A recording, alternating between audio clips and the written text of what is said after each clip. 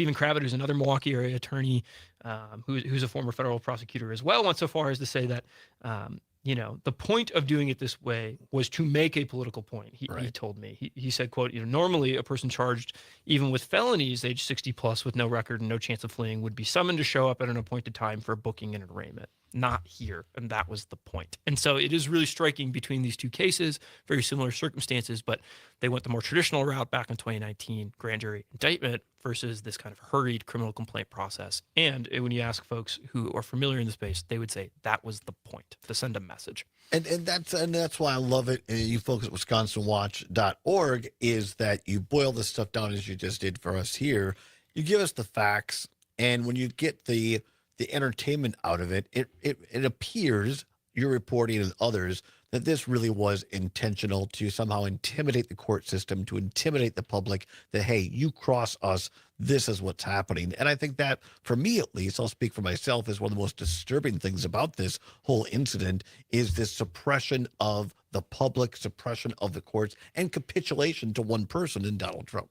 Yeah, I think it's also worth pointing out, the FBI director, Kash Patel, tweeted about this, then deleted it, later tweeted, I believe it was Director Patel who tweeted out the photo of her in handcuffs. Right. Again, this is a 60-something woman. She's a sitting elected official.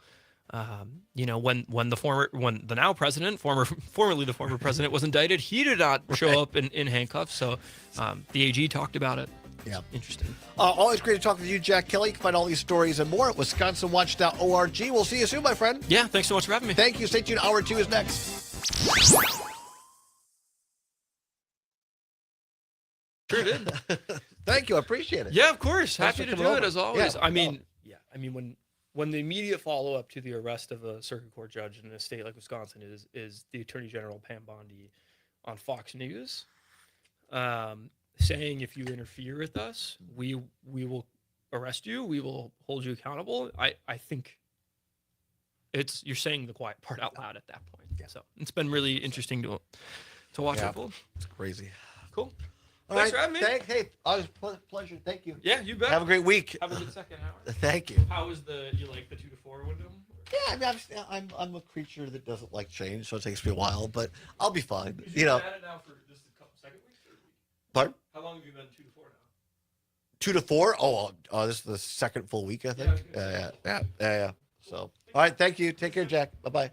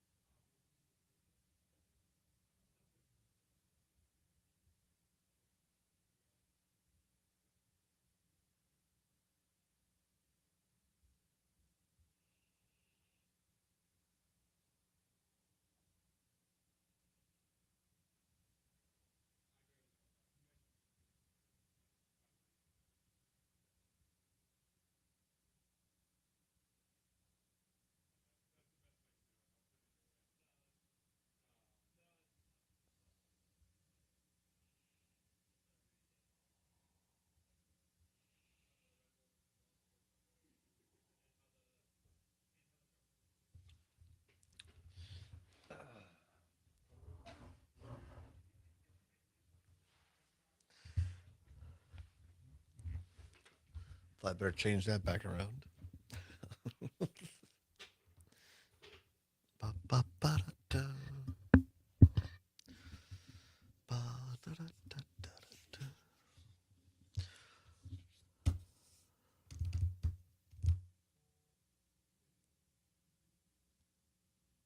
The YouTube's not showing up. We're not on YouTube. What the hell? I'm sorry, LA. I'm not sure what's going on. Gremlins in the system. Yeah, I can pull up the link for whatever reason, but Weird. All right. yeah, it was. We weren't initially today streaming to YouTube because I didn't know exactly where. Oh, that's fine. Always has it set. No to, worries. I think now we're back on YouTube. We're on YouTube. We're not on Yeah, YouTube. he commented on YouTube. All right. So I'm not sure, but we are back. yeah.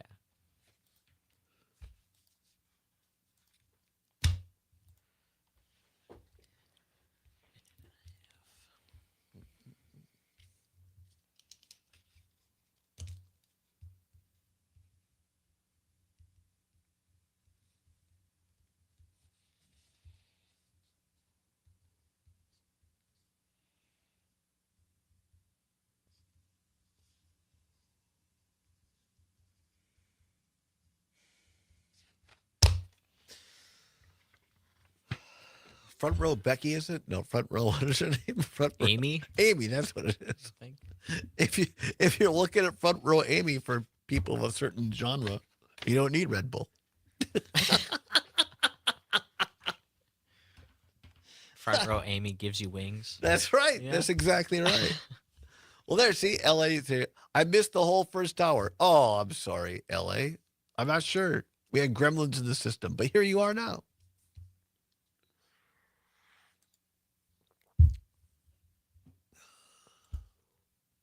$20 seconds. Gracias.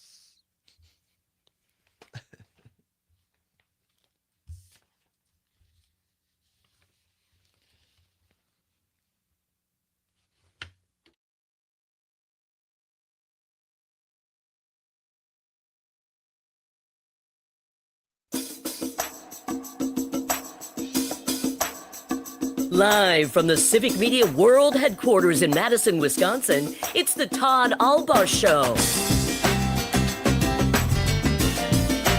And now, pursuing truth wherever it may lead, here's your host, Todd Allbaugh. Across Wisconsin on the Civic Media Radio Network and streaming worldwide on the Civic Media app. Good afternoon, everybody. I'm Todd Allbaugh, along with Mr. Sam Davidson, our producer and engineer for the day. It is Monday, May 5th, 2025. It is a great day to be a Wisconsinite. Glad to have you along. Hour number 2 of the broadcast. It is now 6 past the hour of 3 o'clock. Welcome in, everybody. Zomer is on the DL list still. And Sam, great to have you along. We appreciate you. Get up early in the morning at the crack of dawn and are producing the John and Gordy show from 6 until 8. And then you go down and you cook breakfast at the local bar and grill here on State Street. And now you can, no, I'm not kidding. But now you've come back to do our show. We appreciate it very much. Yeah, glad to be here. It's a fun show. Always a fun pleasure. Well, once again, it's pretty quiet right now. I like doing this when he's here.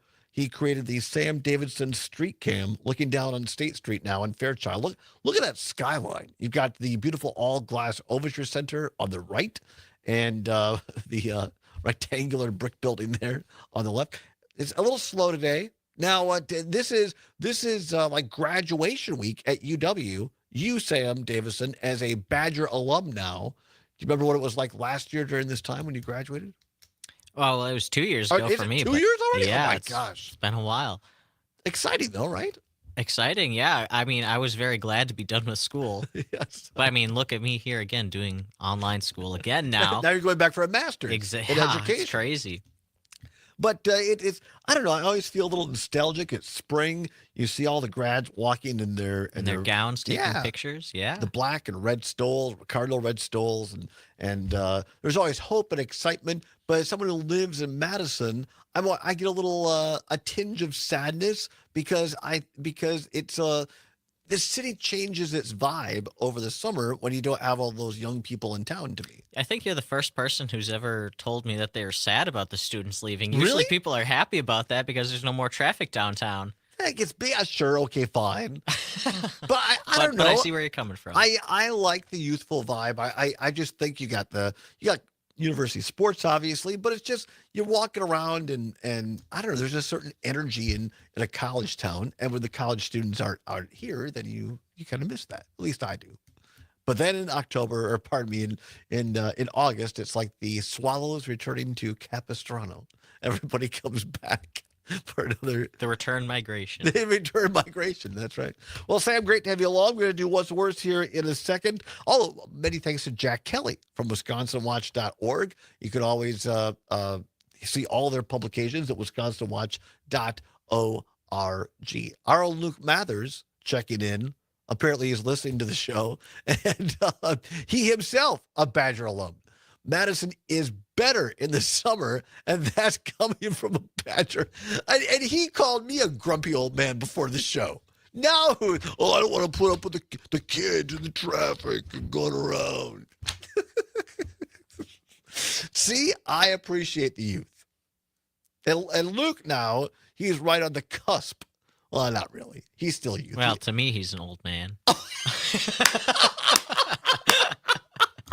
Wow. Watch him come storming in Right. here now. Well, you're on your way out of here, so what do you care? You're exactly. But to me, he's still very, very young. Only 30. So, I mean, that's young to me. But to you, I suppose, just a young buck. I think I'm still the youngest employee at, for a couple more weeks, the youngest For employee. for at a Civic couple more Media. weeks. Yeah. Yes, for a couple more weeks. Luke says, ouch. Mather says, ouch. I still think you're young and youthful. And he's got a brand new haircut. He looks fantastic. I'm still going to be here for a while. Yeah, you gotta get on his nice side. Yeah. All right, we got What's Worse coming up, and also now this is making a lot of news here today, Sam. Let's get into this. The Trumpster truth tweeted. What do you call it? I don't even. See, tweets are just easy to say. Tweet, whatever his social media platform is. Truth Social. What do you can't say socialed He out. truthed. But that's it. It rarely is. So that's Exactly. why I don't like to say that. Here's this is actual from the Trumpster. I believe last night or early this morning. Quote, the movie industry in America is dying. All capitals, dying. Very fast death. Other countries are offering all sorts of incentives to draw our filmmakers and studios away from the United States. Hollywood and many other areas within the USA are being devastated. This is a concerted effort by the nations, or by other nations. He puts nations in capital. Other nations. And therefore a national security threat. Really? There's a national security threat? Trump says it is, in addition to everything else, messaging and propaganda. Therefore, I'm authorizing the Department of Commerce of the United States Trade Representative to immediately begin and process the instituting of a 100% tariff on any and all movies coming into our country that are produced in foreign lands. And then all in caps, we want movies made in America again! Exclamation point. So now he's on to the movies. He wants to 100% tariff on any movie that is not shot and made in the United States of America. So lots of news on. Great story at WPR, WisconsinPublicRadio.org. Headline, Wisconsin proposal calls for creation of state film office, tax incentives for film production. Wisconsin now only one of 4 states with no dedicated film office. So now Democratic Governor Tony Evers, apparently in his new state budget, is saying, hey, let's have a film office. But I, being the resident old person here at Civic Media, I'm old enough to remember when Wisconsin did have a film office. And it quite frankly, it took a little bit of work. But I found an article, this is from December 4, 2009, in the Isthmus, entitled Madison in the Movies, Behind the Scenes. And now there's a place called Milwaukee Production Rental has a great blog here. Let me get the guy's name and credit him for this great blog he wrote. John Klein, not my friend Jonathan Klein, but another John Klein, says Wisconsin film and tax incentives. I'm old enough to remember when Wisconsin had a film office. It was the brainchild, hang on to your hats, of former Republican Governor Tommy George Thompson, who said, ladies and gentlemen, we need more films here. he created a film office. And it was closed in 2005. 2005. Because the Republican legislature didn't keep funding it. Now, in 2005, if memory serves, I believe Jim Doyle was governor then, but the Republican Democrat. But the Republican legislature did not want to keep funding it, and then it was kind of brought back for a while. But guess what? Republican governor killed it. Scotty Walker. Scotty Walker, Republican, killed the second iteration of the film office in Wisconsin. So again, if you want to go back to the olden days, back to the 90s and 2000s, the guy who was really forward-thinking and put this into action in Wisconsin was Tommy Thompson. And then it was subsequent iterations of his own party, the Republicans, who killed this off. And now here we have Republican MAGA Donald Trump saying, well, we're going to put tariffs on these film companies, these films, if they're not shot in the United States of America. And God bless Governor Evers for trying to bring it back now, but just wait and see. Wait and see what Robin Vos and the Republicans in the legislature, are they going to fund this? Or are they going to say, oh, no, these are movies that, are about Front Row Amy or whatever they're going to say. They're going to find some cultural thing while movies are bad for kids, wrong messaging, right? And by the way, a friend of mine brought this up. They're going to throw more of this DEI stuff out there. Movies are all about DEI, diversity, equity, inclusion. This is a great factoid because it's the Republican Party of Wisconsin right now who has a bigger staff than when I used to be back in the party, years ago, bigger staff than they ever had before. And they now have dedicated field offices and staff in Milwaukee and other urban places specifically for recruiting Black voters and Latino voters. So a party that says, no, we shouldn't be doing things to be inclusionary or DEI, they want to be against that. Guess what the Wisconsin Republican Party is doing? Look, you MAGA folks, you better call up Brian Schimming and you better get rid of that because I don't know why they're having state offices to recruit Black and Hispanic folks when they're supposedly against DEI. You see the hypocrisy of it? It's goofy. So anyway, we got off the subject a little bit here, but this film office now, we should be doing things to tax incentives and otherwise to bring filmmakers here.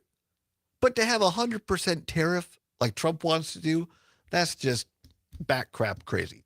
855-752-4842, 855-752-4842. Go to the phone lines. Mark in Pernisac. Mark, what do you have, sir? I think the word you're looking for is asinine. Is what that is. And I mean, I watch the movies and you watch the credits because for a lot of the movies that I watch, you want to see what the kind of little thing they have, the little vignette they have at the very tail end of the credits or mixed in with the credits. But I mean, you watch those and you see Georgia and Ontario and Australia and Louisiana and the whole gamut of that. Some of these movies, there's international flavor to many of these movies. I mean, British Columbia and Ontario and I think one I just saw had Australia or right. Parts, someplace in Africa that you go to the location you want to have the thing but the whole Lord of the Rings thing, I think they filmed most of that in New Zealand. I mean, they could have filmed that in the Baraboo Bluffs. Oh, or La Crosse. It is just. I'm kidding. Yeah, I know. It's just beyond me that Trump is nobody is telling Donald Trump no. Right. I mean, the man who does not understand that he actually took an oath to uphold the Constitution. Right. If any other man had said something like that, or man or woman had said something like that, they'd be looking to impeach the person immediately. I think Trump's salty over the Trump movie, right? That made him not look so good this year. I think that's what part of it is. Really, I'm not kidding. But why I got you on the phone, Mark? Can you name some of the famous movies that have been shot in Wisconsin? Can you name it from a while back? Oh God, I couldn't. Here's one of my favorite. I remember when this happened, 1994, long before Sam was a twinkle in his parents' eyes. I Love Trouble. I Love Trouble. A big Julia Roberts movie. Yeah, I could. Yeah, I don't know if I ever saw that movie. I went. Nick Nolte was in it as well. It was filmed in Devil's Lake. Lots of the footage shot in Devil's Lake. So. Yeah, and I think just to the west of us, I think the movie Sweetland. Well, I think that was filmed in All right. about Minnesota or North Dakota. I mean, Yeah. I don't know if you ever saw that movie, but that's a wonderful movie. All right, thanks, Mark. I appreciate the call. Sure. Thank you so much. I'm up against the clock here. If you want to weigh in on movies in Wisconsin, 855-752-4842, 855-752-4842. Chain Reaction, 1996. The Deep End of the Ocean, 1999. Public Enemies, 2009. All films shot in Wisconsin because Tommy Thompson had a Wisconsin film office. Now Governor Evers wants to bring it back. What's Worse is next. It's the Allbaugh Show on Civic Media.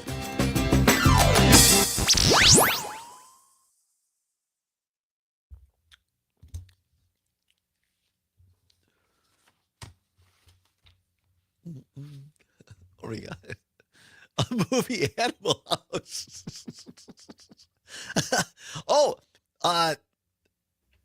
No, it wasn't. I don't think it was Animal House. It was Back to School.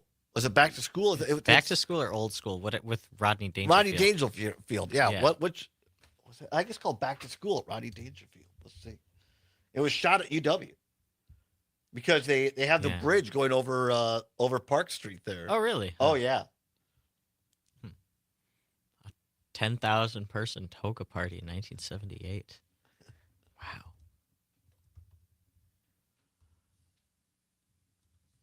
I went to a toga party last weekend. Just last weekend? Yeah. That's exactly what you needed, Sam. That's exactly what you needed. Not up north. Like just this past weekend, the weekend before. Yeah. Oh, got it. Yeah, one of my friends who works at the summer camp, it was his birthday, and he told people to wear togas. That's fantastic. How was it? It was good. It was a good time. See, the Romans had it the right way. They must have. Right? Just very freeing. Just hang out. It was funny. Have you been to a toga party? No. Well, no. Down in or up in Point, and in Wausau, they have Polito's Pizza, which is basically like Ian's here. Really? And there was a group of like 20 of us that walked to Polito's at midnight on a Saturday wearing togas. That's fantastic. Yeah. That's fantastic.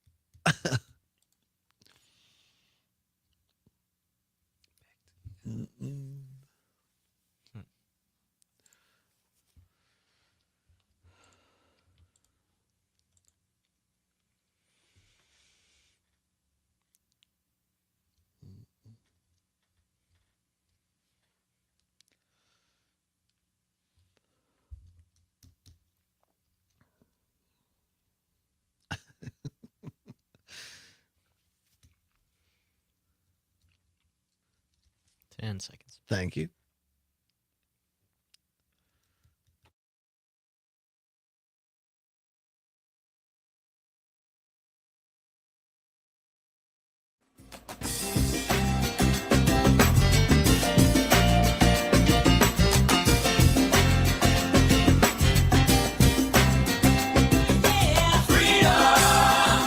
Superior to Lake Michigan, Green Bay, the Mississippi River, and all points in between. Hello, Wisconsin. It's another Monday, May 5th, Cinco de Mayo, 2025. Here on the Civic Media Radio Network, Todd Allbaugh, along with Sam Davidson, who is pinch hitting for Aaron Zommers, who remains on the 15-day disabled list. No, not 15. We hope not. Sam hopes not 15 days. But we appreciate you being here, Sam. Before what's worse here, finishing up the subject we were talking about, Governor Evers wants to bring back a Wisconsin film office in this state budget. Tommy Thompson had one in the 90s and 2000s. We were going through some of the films that have been shot here. This all is coming back to light because Donald Trump now, truth socialing out on his social media, saying he wants a 100% tariff on movies that are not filmed in the United States.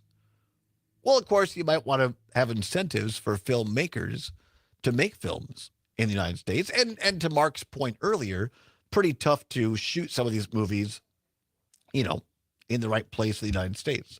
Anyway, off the text line here, people text in. We appreciate that.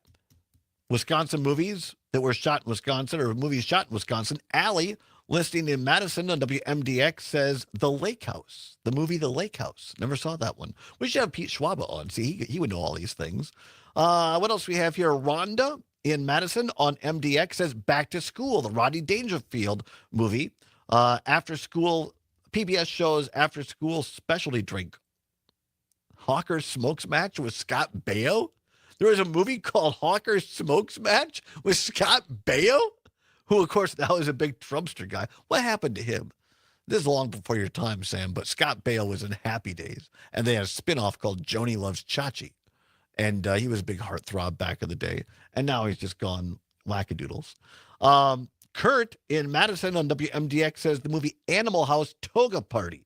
In the United States, the University of Wisconsin-Madison held a large toga party in 1978, drawing around 10,000 students. He says, I was there. Really? That's what inspired Animal House, Kurt? I did not know that. Now, Sam, you said during the break you just went to your first toga party. A couple weeks ago, yeah. That's incredible. One of my friends, his birthday party, he said, wear a toga, so I did. Very freeing, the Romans. I gotta agree. Right? Exactly. It's that time of year. Spring is here. 855-752-4842. Let's go to the phone lines. David calling in. David, we appreciate you listening to the show. What have you got for us, David? Well, two movies that were made in Milwaukee, Major League. Yes. And one called Gaily Gaily. What was the second one? Gaily Gaily. Ooh, I'm not sure if I saw that one. I've maybe kind of heard of it. Remember who was in it or not?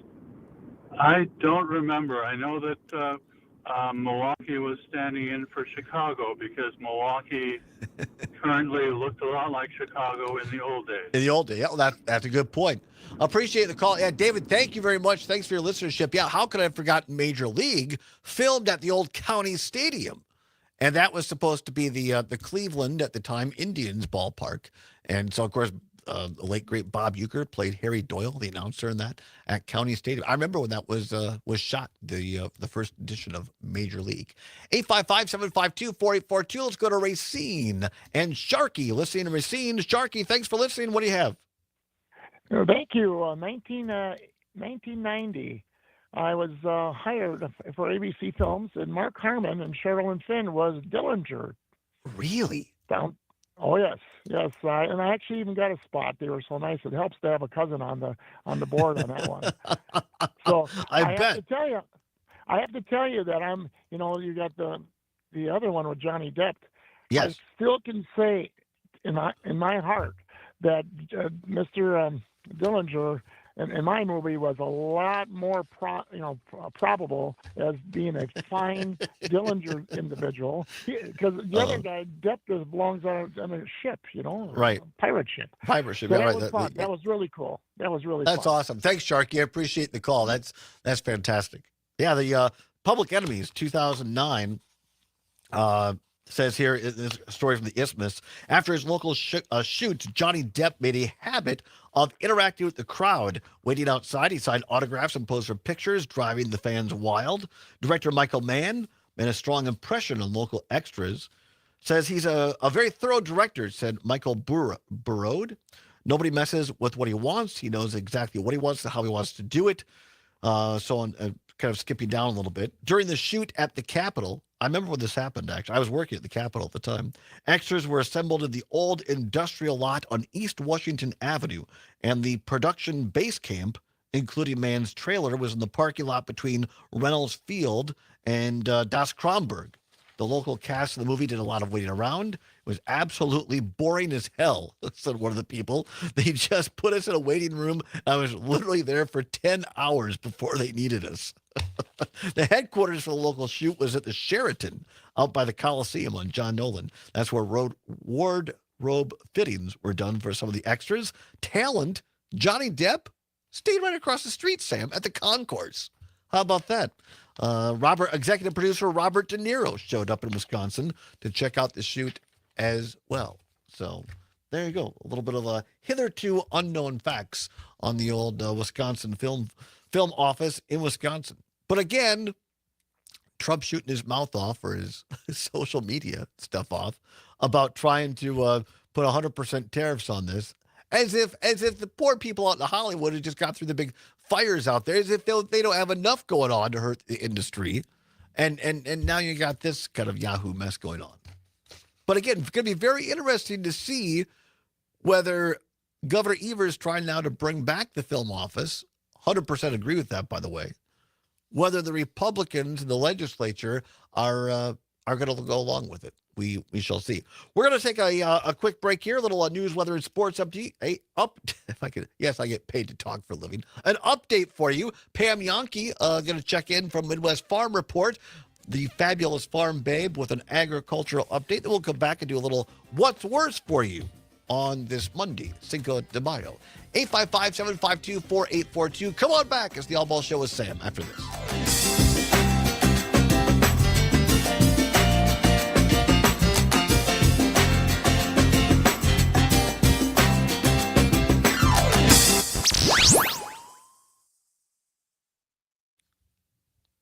With Sam.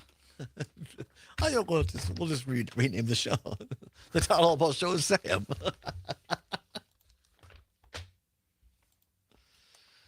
Ba, ba, ba, da, da. We're almost done, Sam. We're almost done. Huh? Oh, sorry. I said we're almost done. Yeah. Then you get the heck out of Dodge.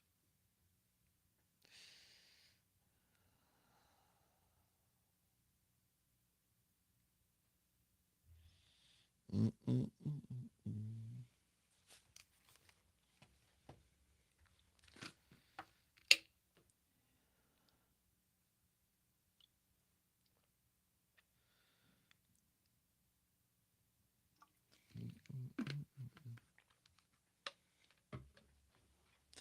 Hegseth orders Pentagon to cut a number of senior generals by 20%.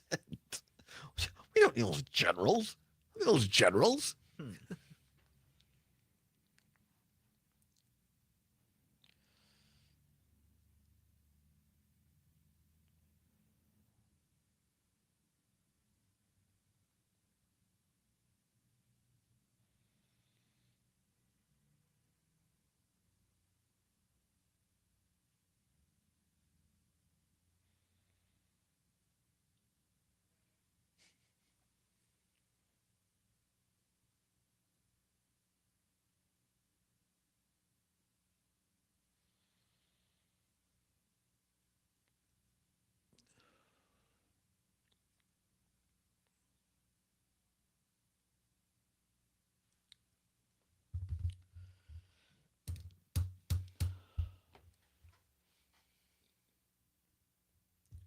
Ba, ba, ba, da, da.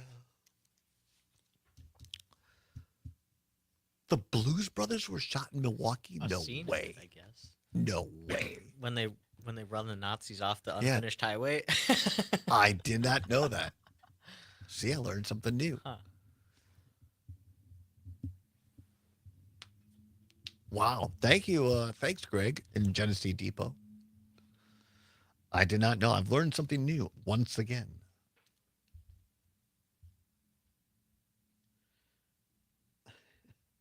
Here's a great shot of Rodney Dangerfield right in front of the Lincoln statue on basketball.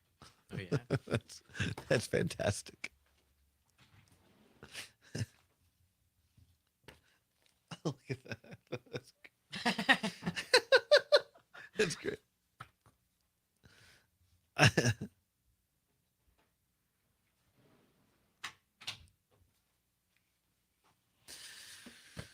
All right.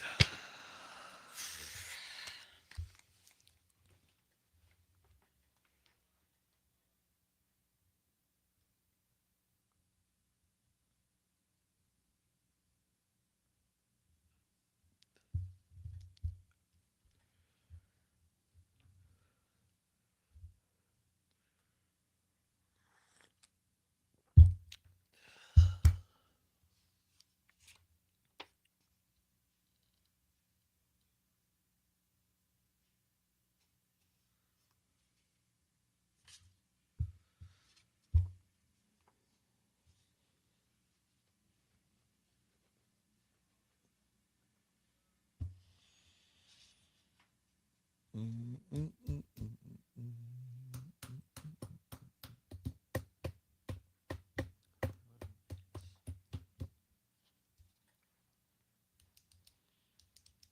we have time to dial up a little Blues Brothers?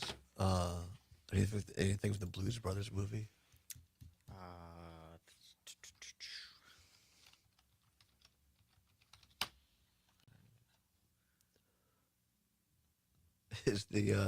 Is one called Rubber Biscuit?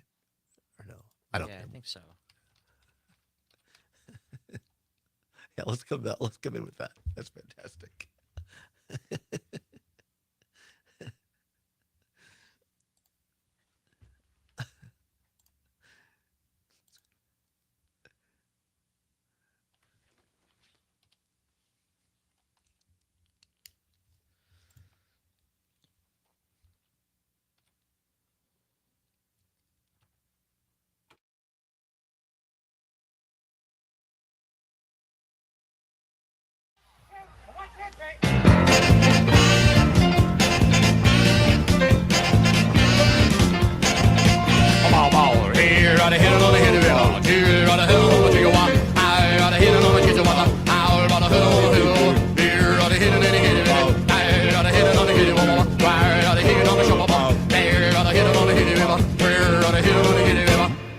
Do that again. Welcome back to the Todd Allbaugh Show on the Civic Media Radio Network. It is 35 minutes past the hour of 3 o'clock. That is from the Blues Brothers movies. How about that? A little Dan Aykroyd for you and John Belushi. When I was a kid, Blues Brothers was one of my most favorite movies. Really? Oh, yeah, I love that movie. Oh, my gosh. Sam Davidson in for Zommers. We appreciate him. Thanks for dialing that up so quick. I wanted to play that because we were talking about movies that were shot in Wisconsin. And that's one of the many reasons I love doing this show, our great listeners. Greg, listening on WAUK in Genesee Depot, says the Blues Brothers, when they shot in Milwaukee and the freeway wasn't done yet, the two Nazis that were chasing them in the movie ran off the top of the freeway. I got to laugh every time I see that scene. I did not know that was shot in Milwaukee. That's fantastic. But it is just a classic movie, right? Oh, yeah. Well, all the musicians that got in that movie, too. Right? Yeah. It's an incredible, incredible film. So thank you. Appreciate that, Greg. Some of the insight there on that. Let's see a quick minute of, or not even a minute, but just a quick breaking news story. This is important, so I want to make sure we get this in. According to the Associated Press at this hour, says U.S. Secretary of Defense Pete Hegseth has ordered senior Pentagon leadership to cut the number of four-star generals and admirals by at least 20% across the military, according to a memo signed by Hegseth, dated today and obtained by CNN. A defense official confirmed the memo's authenticity. As of 2023, there were only 37 four-star generals and admirals across the entire military. The memo also directs the Pentagon to cut the number of general officers in the National Guard by 20% and to cut the number of general and flag officers across the country in the military by 10%. Disturbing if you know anything about, and again, I never served, but I had the honor of doing military affairs where I worked for a member of Congress. Other people, we'll talk about this on subsequent shows, but to me, what this says, it's very, very dangerous because what Trump is doing here is trying to cut the number of career military leaders that know what the military is about, like former four-star Joint Chiefs of Staff Chairman General Milley, who in his outgoing speech, of course, said, look, we don't serve a person. We serve the Constitution of the United States. And you've seen this in other authoritarian governments, other dictatorships, when you get rid of the military officials who know how military is supposed to properly work and install yes men, people who simply swear their allegiance to a leader. So I think this is really, really dangerous. I think it's beyond unfortunate because as we've had generals on this show from the Wisconsin National Guard. These are career men and women who swear an allegiance to the Constitution. Again, 37 people. Think of the national budget. 37 people. So you're going to cut that by 20%? You think there's a lot of savings there in terms of money? No. It's all about getting rid of the people who really are going to... What it's doing is you're getting rid of the people like Trump had happen in his first administration when he wanted to have the military shoot the George Floyd protesters in the knees. And the military people had to come and say, Don, they didn't call him Don, but, Mr. President, you can't do that. Which, of course, seems rudimentary. But that's what Trump wanted to do. And so if you get rid of the people around you who say you can't do that, all that's left are people that will say, yes, Mr. President. And that's where we start getting into a really, really slippery slope. Coming up on 20 minutes before the hour of 3 o'clock, 4 o'clock. I'm still getting used to the time. I apologize. All right, time once again for What's Worse. Let's go. This or that, this or that. Then, of course, the choice is yours. You can get with this or you can get with that. Time once again for What's Worse. No prize, money to give away, nothing to claim except your opportunity. And really, you can't put a price on this. Your opportunity to have your voice heard across all 11 news talk sports stations on the Civic Media Radio Network statewide. No better place to have your product, your business advertised than right here on Civic Media's radio network. I mean, well, I guess she doesn't need it, but I guess, can you imagine what we could do for Front Row Amy on this network? The ads we could do for her, they'd be fantastic. It'd be blockbuster. Well, I mean, there's clearly people who need to hear about her still. Right. I didn't know about her. I can't believe you didn't know about her because you're a man who knows the world. Sure, Todd. But you didn't know about her. But see, that's a great point. If she would buy ads on Civic Media, more people would know. We're here to help. You understand? We're here to help. All right, timely indeed, because, yes, last week of finals, I believe. No, maybe last week of classes and then finals? How does that work? At UW, Yeah. graduation's this coming weekend, so I guess this is the rest of finals. This is it. So lots of people trying to stay awake. Lots of people studying, cramming. So we asked the question here now in today's category, what's worse, Monster or Red Bull? What's worse, Monster or Red Bull? 855-752-4842. 855-752-4842. What's worse, Monster or Red Bull? Sam, you said you have neither. You've had neither, right? I've had neither straight. I guess I've had Red Bull mixed with other things. I haven't had a lot straight either, but that's a whole other story. But anyway, no, I've tried Red Bull. I've not tried Monster that I know of, but I've never been a big energy. I just drink coffee. Yeah, me too. And so that's all the caffeine I don't even drink soda that much. Really? I've tried to cut down. What's worse, Monster or Red Bull? 855-752-4842, 855-752-4842, or you can text us on the Civic Media app on your Apple or Android device. Let's go down to beautiful Oregon and Gordy calling in. Gordy, always appreciate your call. What say you, my friend? Well, as a man who's gone through many addictions throughout my life, I would say Red Bull is my favorite, although I had to give it up 6 months ago because I was having this neuropathy thing and I was trying to eliminate things from my diet that might be attributing to that. Yeah. And after, 6 or 7 months, I finally realized my neuropathy wasn't getting better. So I had a Red Bull the other day and it was like going out with an old sweetheart you hadn't seen for quite a while. It's like going out with Front Row Amy. It gives you a whole new energy. There you go. One of the things that I do when I travel around the world is I take unique photos of my Red Bull can. And really? So when you come out to do your little flower interview here at the end of May, remind me to show you my album of what I call Red Bull shots. I cannot wait. I think I should make a coffee table book out of the very interesting backgrounds that I've done with the Red Bull can. That is super cool, Gordy. I can't wait. Now, Gordy, Kopke's Greenhouse, they got the business down in Oregon. They advertise with us. We're so appreciative of that, Gordy. You're also right on the farmers market on Saturday mornings here in Dane County, right? Yeah, this is my 45th year up there, Wow. so you can find me on the corner of East Wash and Pinckney. They're bright and early. Got to be in my stall by 6 o'clock, so come and see me. Well, that's that. Well, my question: do you have a Red Bull before the farmers market?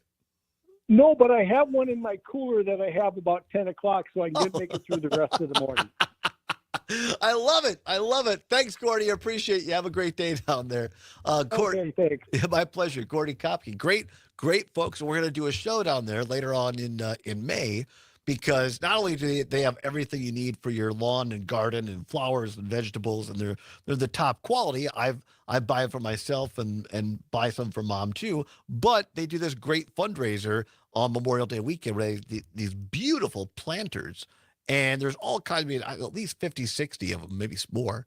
And you go down and they have an auction, and all the proceeds from these planters go to the Wisconsin Badger Honor Flight to fund our veterans going out to Washington, D.C. So it's just a really, really great cause. And then we'll have more on that later on this month down at Kopke's Greenhouse. What's worse, Monster or Red Bull? 855-752-4842. 855-752-4842.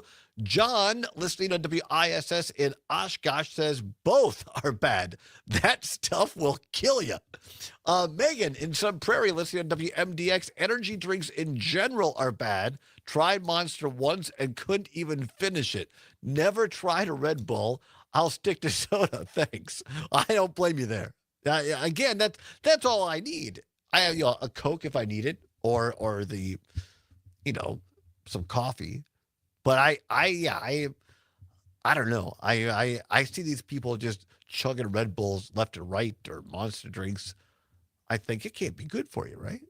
Well, I'm sure, but I mean, based on nothing at all, Right. having never really tasted either of them, I think Red Bull's just cooler because Red Bull sponsors a bunch of cool events. Great point. Like think of skydiving and Yes.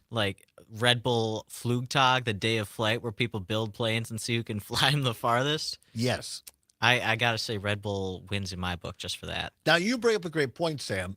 So much of it's marketing, right? That's true. And so you almost equate, when you say Red Bull, what you just said is more of a lifestyle, right? A daredevil, take risks, go out, live life, take it on.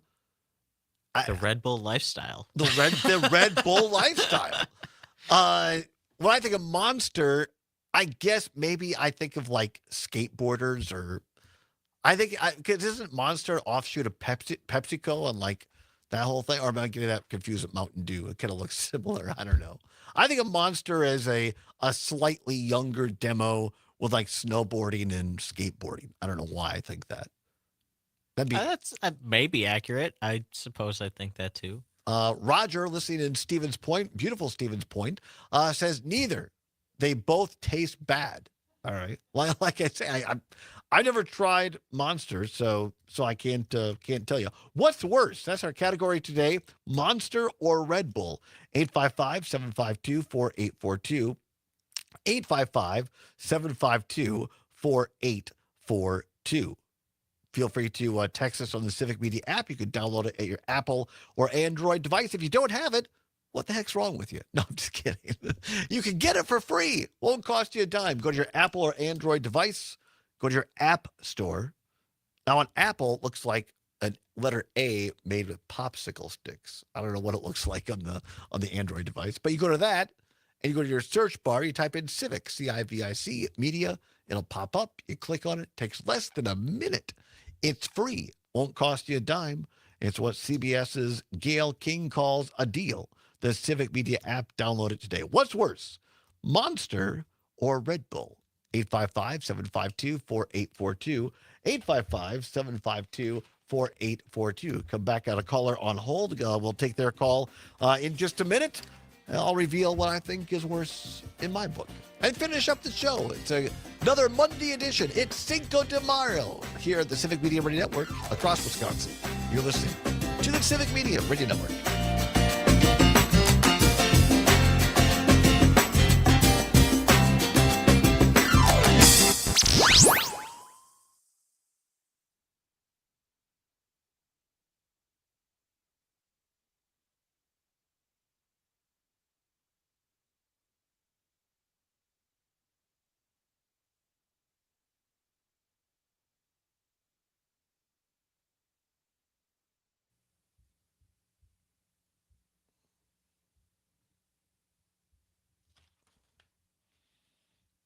I was gonna say right at the end, there's so many more energy drinks now than there used to be.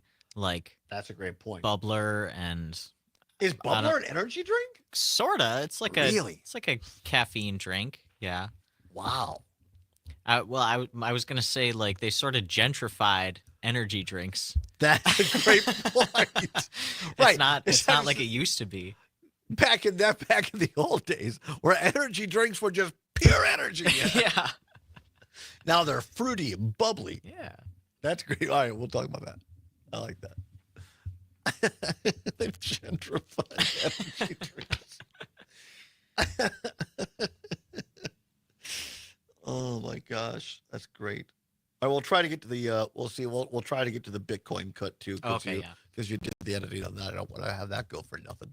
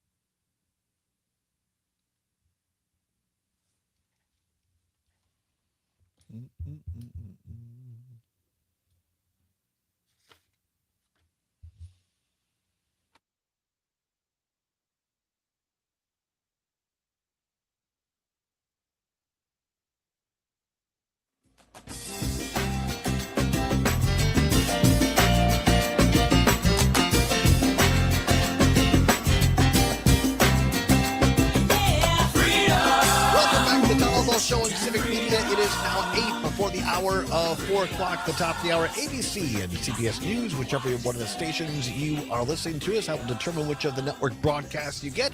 Weather update by our great award-winning meteorology team, Brittany Merlot and everyone else, winning those great awards at WBA, Wisconsin Broadcasters Association this weekend. Mike Clemens, our award-winning sports reporter, and then, hold on to your hats and hallelujahs, voted by the Wisconsin Broadcasters Association as the best radio show in the state of Wisconsin, large market, the Maggie Dawn Show, coming up from 4 until 6, followed by our own Pete Schwaba from 6 until 8. And then it is Rick Smith and Native Roots Radio to get you into the rest of the evening. It is now, as we say, coming up now on 7 before the hour, and Sam and I were talking right before the or during the break there. What's worse question right now? What's worse, Monster or Red Bull? And you brought up a great point, Sam. I want you to explain this because this is fantastic. Well, so I said that energy drinks aren't exactly what they used to be. Like, it used to be kind of, I don't know, the rough and tough crowd who needed an energy drink, and then you'd have one. Now I said they sort of gentrified energy drinks. Because think of like a bubbler. A bubbler is sort of an energy drink, but it's not it's not what you think of when you think of a Monster or a Red Bull or something like that. It's become fruity tooty kind of, it's become gentrified is the perfect word. It's not just for thrilled seekers and daredevils anymore. It's not just for frat houses and tokens. Exactly. Now we have energy drinks for everybody. I did not know bubbler was an energy drink. It's borderline an energy drink. It's a Mickey. It's a Mickey. Yeah. And by the way, it's the second time I've used that term on the one show today. I'm not sure why I've got that in my mind. Let's go to the phone lines quickly. Mona on the phone. Mona, what do you have for us? Well, this is kind of funny, but he thinks he's gone full circle. But back in my day, in the dark ages, there were no energy drinks. We got by. We didn't need sleep. We could do all-nighters. Kids today are just wimps. They don't know what it was like to pull all-nighters, type stuff on a manual typewriter. Right.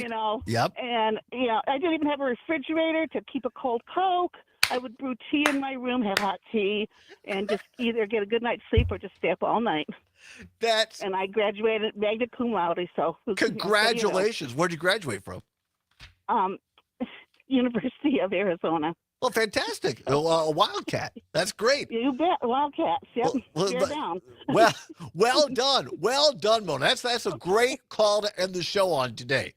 I mean, she's absolutely right. She's absolutely right. Back in my day, they just told us to go out and lick on salt licks, and we liked it that way. Absolutely great call. We appreciate it, Mona. Well, that's great. That's really good stuff. Let's see here, Sam. Do we have time? Let's start to get into this because Sam helped me do the. Not helped. He did edit the clip here. I want to start talking about this today. We'll pick up on it tomorrow. Tim Miller, who has been part of Pod Save America, now he's host of the Bulwark podcast. He's on MSNBC a lot. He brought up something that happened here a couple, 3 days ago. If you haven't heard about it, you need to know about this. It is Trump cryptocurrency. I'm not making this up. Let's start this and play just a little bit of Tim Miller's example or reporting on what happened. The Trump crypto corruption is now off the charts. What is happening with Trump's crypto coin is something in history that would be only akin to what would happen in tin pot dictatorships. Like, we have a Gaddafi level scheme happening right now in this country under our nose. And I want to point you to this most recent story from the UAE, which is well reported by the New York Times. Sitting in front of a packed auditorium in Dubai, a founder of the Trump family cryptocurrency business made a brief but monumental announcement. A fund backed by Abu Dhabi would be making a $2 billion business deal using the Trump firm's digital coins. That transaction would be a major contribution by a foreign government to President Trump's private venture, one that stands to generate hundreds of millions of dollars for the Trump family. That man that was on stage, Zach Witkoff, son of Steve Witkoff. So our chief negotiator in the Russia-Ukraine war, if you want to call it that, maybe the chief advocate for Russia at the negotiation table in the Russia-Ukraine war, Steve Witkoff. His son is a business partner with the president that appointed him. And that family business, the Witkoffs and the Trumps, managed to shake down the UAE for hundreds of millions. Like, they get a processing fee. Let's get a little taste off of this deal that is done using their coin. Why would they use a Trump coin? Like, let's just think about this for a second. Who wants to do a $2 billion transaction with the Trump Bitcoin. Like the only rationale for doing a $2 billion deal with Trump Bitcoin is because you want to bribe Donald Trump. You want to bribe the president of the United States. That's it. It's the only possible rationale. There's no logical rationale for it. It makes no sense in any other context. That's Steve Miller on the Bulwark podcast. Or Steve Miller. I mean, Miller's me. Tim Miller. Pardon me. Well, we'll talk more about this tomorrow. That's a little teaser for tomorrow. Senators Elizabeth Warren and Chris Murphy have called it the biggest corruption scandal in U.S. presidential history, citing the involvement of foreign governments and potential conflicts of interest as the Senate considers what's going on. We'll talk more about this tomorrow. But the Trump family profiting $2 billion. Nothing shady about that, right? Saudis, other people. Anyway, that's a little tease for tomorrow. Stay tuned. Maggie Dawn is next. Sam Davidson, you're a trooper. You're fantastic. Thank you. I appreciate you so very much. Thank you, Todd. Always great to have you here. Zombers, feel better. We'll be back here tomorrow. Until then, whatever you're fighting for, whatever you believe in, do not give up. Keep banging your drum. We'll see you tomorrow. Have a good day, buddy. Banging on, and your day will come. Keep banging on your drum, and they will hear you.